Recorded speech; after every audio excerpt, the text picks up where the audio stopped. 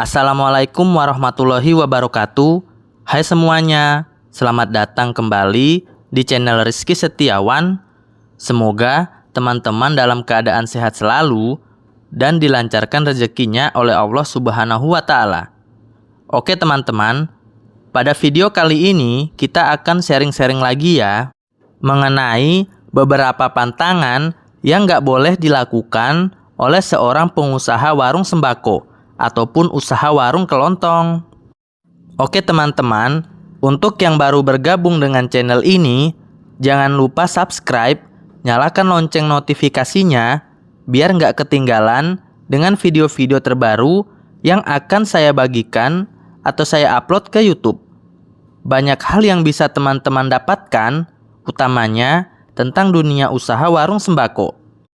Oke teman-teman, alhamdulillah ya, pendapatan saya atau omset saya sudah lumayan stabil. Tadi malam, pendapatan kotornya di angka 11 juta lebih. Mungkin untuk pendapatan bersihnya di kisaran 3 atau sampai 4 jutaan. Itu sudah angka stabilnya ya. Kalau lagi naik atau lagi rame-ramenya pembeli itu biasanya mencapai 12 juta. Alhamdulillah udah stabil.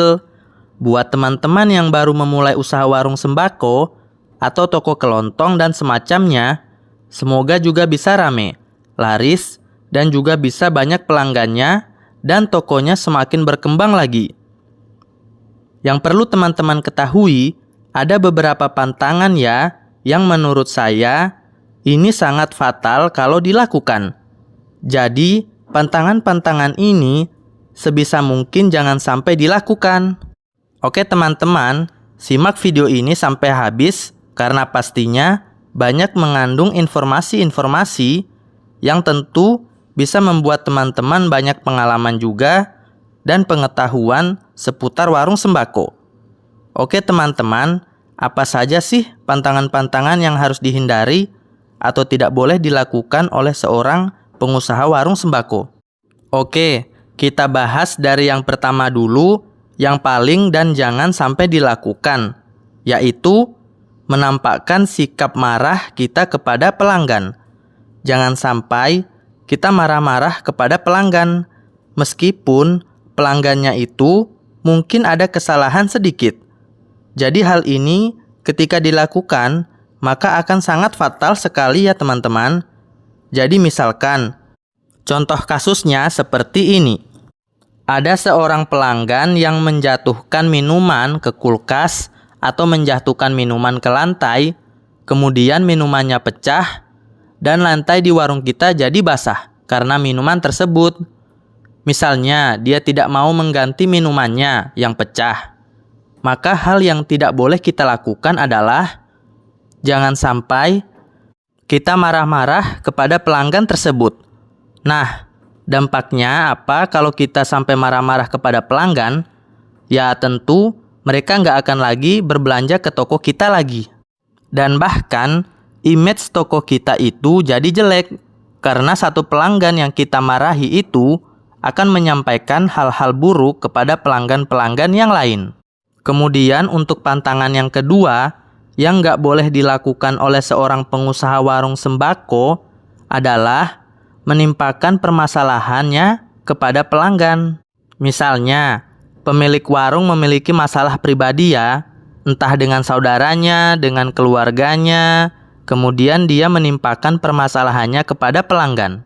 Dan jadinya, wajah dia akan sangat judes sekali ya, dan kurang ramah terhadap pelanggan. Jadi ketika kita punya masalah, itu jangan sampai ditimpakan atau ditampakkan kepada pelanggan ya teman-teman. Karena pelanggan itu ya maunya ya dilayani dengan sepenuh hati. Kita melayaninya dengan ramah. Kalau kita wajahnya murung, judes, dan terlihat banyak masalah atau semacamnya, maka pelanggan tidak akan senang ketika berbelanja di toko kita. Jadi apapun permasalahannya yang sedang teman-teman alami, itu jangan sampai ditampakkan kepada pembeli atau pelanggan di toko kita. Karena hal itu nanti dampaknya akan sangat fatal sekali. Kemudian pantangan yang ketiga adalah salah menghitung belanjaan dari pelanggan, salah menghitung total jumlah belanjaan para pelanggan. Nah, hal ini jangan sampai terjadi ya teman-teman. Karena kenapa? Ya kalau kita ngitungnya itu kurang dari harga yang sebenarnya, berarti kita yang rugi. Dan juga, kalau ngitungnya itu lebih, maka pelanggan itu merasa kita curangi. Jadi kalau misalnya teman-teman itu menghitung jumlah total dari belanjaan pelanggan, misalkan belanjaannya banyak, ya sebisa mungkin kita pakai kalkulator, mau itu kalkulator biasa ataupun kalkulator HP. Yang penting kita tidak salah menjumlahkan total dari belanjaan pelanggan. Ya seperti yang saya katakan tadi ya teman-teman, kalau kita kurang menjumlahkannya dari harga yang sebenarnya, maka kita bakalan rugi. Dan juga, kalau kita menjumlahkannya lebih dari harga sebenarnya, maka pelanggan kita merasa dicurangi. Mereka merasa bahwa harganya itu kemahalan di tempat kita. Jadi kerugiannya kembali kepada kita sendiri ya teman-teman. Sekali lagi, kalau misalnya kita mau menjumlahkan, sebisa mungkin kita pakai kalkulator. Entah belanjaannya banyak atau sedikit, kita usahakan pakai kalkulator, biar jumlahnya itu akurat ya. Kalau kita hanya mengandalkan pikiran kita, kalau kita hanya mengandalkan otak kita, karena otak kita itu terbatas ya, kadang kita ngitungnya salah-salah. Jadi jangan sampai kita melakukan kesalahan-kesalahan itu teman-teman. Itu adalah pantangan yang harus dijauhi ya teman-teman. Kemudian pantangan yang selanjutnya, yang perlu dihindari atau yang perlu dijauhi adalah membiarkan para pelanggan terlalu lama menunggu atau kita terlalu lama melayani pelanggan yang lain. Jadi sebisa mungkin kita satset layani pelanggan itu secara cepat. Sehingga pelanggan itu merasa pelayanan yang kita berikan itu bagus dan maksimal. Kalau kita melayani pelanggan itu lambat dan lemot, maka pelanggan itu merasa malas membeli di warung kita. Tapi kalau kita melayani dengan sepenuh hati, kita melayani secara cepat, dan juga harus akurat, maka para pelanggan akan senang teman-teman ya.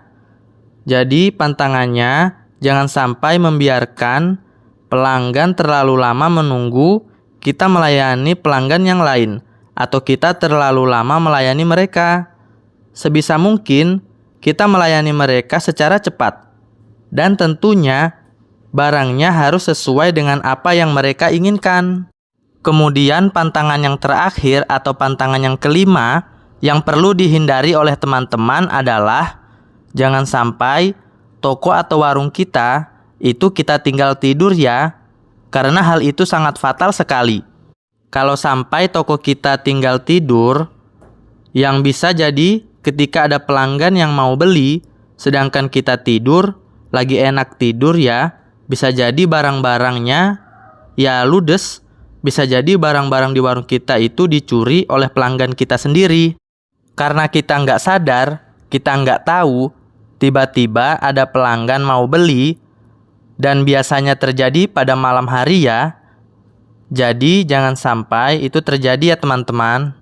Atau bisa jadi pelanggan kita menjadi tidak enak atau perasaan ketika belanja ke toko atau warung kita. Dan pelanggan tersebut merasa bahwa mereka ditinggal tidur oleh kita. Kita tidak melayani mereka. Ya sebisa mungkin kita tetap semangat. Jangan sampai kita tinggal tidur sementara pelanggan tidak dilayani. Nah, tadi adalah pantangan-pantangan yang harus dihindari oleh para pengusaha warung sembako. Apabila kita ingin supaya warung sembako kita itu ramai, omset kita selalu meningkat, maka wajib bagi para pengusaha warung sembako untuk menghindari pantangan-pantangan yang sudah saya sebutkan tadi. Karena pantangan-pantangan tersebut bisa menyebabkan omset dari warung kita itu menjadi turun ya. Tidak ada gunanya walaupun warung atau toko kita itu besar, terus lengkap, barang-barangnya itu ada semua. Kalau kita melanggar pantangan-pantangan tersebut, maka tidak ada gunanya ya hal tersebut. Tetapi sebaliknya, walaupun warung kita atau toko kita itu kecil dan tidak lengkap, tetapi kita selalu menghindari pantangan-pantangan tersebut, maka saya jamin warung sembako kalian akan ramai dan omset di warung kalian akan meningkat. Nah, sampai di sini dulu ya video dari saya membahas tentang 5 pantangan-pantangan yang harus dihindari oleh pengusaha warung sembako. Silakan subscribe channel ini dan tekan tombol lonceng notifikasinya agar supaya teman-teman bisa mendapatkan video-video terbaru dari saya. Dan apabila teman-teman ingin bertanya sesuatu tentang usaha warung sembako, kalian bisa menulisnya di kolom komentar ya. Nanti akan saya jawab satu persatu. Sampai jumpa di video selanjutnya. Dadah!